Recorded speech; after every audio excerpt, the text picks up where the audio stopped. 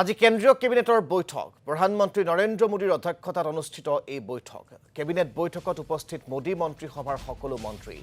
কেন্দ্ৰীয় কেবিনেটত আজি বহু গুৰুত্বপূৰ্ণ সিদ্ধান্ত গ্ৰহণৰ সম্ভাৱনা নিৰ্বাচনৰ প্ৰতি লক্ষ্য ৰাখি কেতবোৰ আঁচনি গ্ৰহণৰো সম্ভাৱনা কেন্দ্ৰীয় কেবিনেটত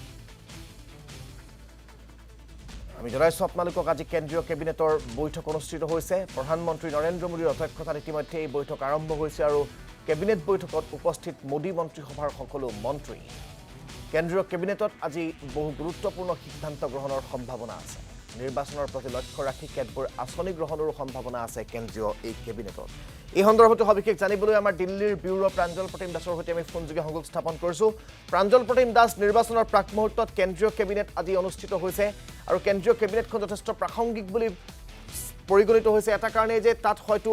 নিৰ্বাচনৰ প্ৰতি লক্ষ্য ৰাখি কেতবোৰ আঁচনি গ্ৰহণ কৰাৰ সম্ভাৱনাও আছে বা সকলোৱে চৰ্চাও কৰিছে আপোনাৰ পৰা মই সবিশেষ জানিব বিচাৰিম এই বৈঠকখন সন্দৰ্ভত ৰাজীৱ নিশ্চয়কৈ আপুনি যেটো কথা উল্লেখ কৰিছে যে অতিকৈ তাৎপৰ্যপূৰ্ণ এই যিখন কেবিনেট দুটা কাৰণে মূলত আমি যদি চাওঁ কালিৰ দিনটোত বিজেপিয়ে তেওঁলোকৰ প্ৰথমখন প্ৰাৰ্থী তালিকা তেওঁলোকে ঘোষণা কৰিছে আৰু তেওঁলোকে নিৰ্বাচন ডেট অৰ্থাৎ নিৰ্বাচনৰ তাৰিখ ঘোষণা কৰাৰ আগতেই তেওঁলোকে এই যি তালিকা তেওঁলোকে প্ৰকাশ কৰিছে আৰু তাৰ পিছত আজি যিখন কেবিনেট বৈঠক বা কাউন্সিল অফ মিনিষ্টাৰ্ছৰ বৈঠক এই মুহূৰ্তত চলি আছে সেই বৈঠকখন হয়তো অন্তিমখন কেবিনেট বৈঠক বা কাউন্সিল অফ মিনিষ্টাৰ্ছৰ বৈঠক হ'ব পাৰে গতিকে এই গোটেই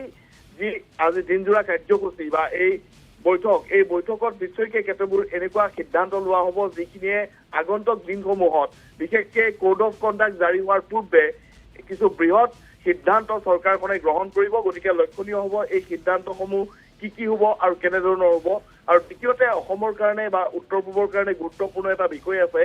যিহেতু CAA ক্ষেত্ৰত যিখিনি ৰুল ফ্ৰেম কৰাৰ কথা চলি আছে কেন্দ্ৰীয় গৃহ মন্ত্ৰালয়ৰ তৰফৰ পৰা কোৱা হৈছে সূত্ৰৰ তৰফৰ পৰা যে অতি সোনকালে CAA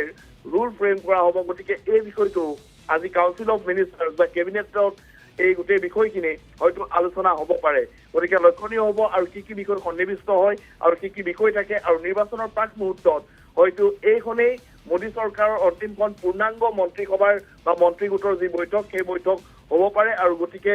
নিশ্চয়কৈ এই বৈঠকত কেতবোৰ এনেকুৱা সিদ্ধান্ত লোৱা হ'ব যিখিনি বিষয় নিৰ্বাচনত যোৱাৰ আগমুহূৰ্তত অৰ্থাৎ নিৰ্বাচনলৈ আগবঢ়াৰ আগমুহূৰ্তত সমগ্ৰ দেশৰ কাৰণে প্ৰযোজ্য হোৱাকৈ কেতবোৰ আঁচনি বা কেতবোৰ প্ৰকল্পৰ কথা হয়তো ঘোষণা হ'ব পাৰে ৰাজদীপ ধন্যবাদ জ্ঞাপন কৰিছো আপোনাক এই মুহূৰ্তত প্ৰাঞ্জল প্ৰতিম দাস আমাক সবিশেষ জনোৱাৰ বাবে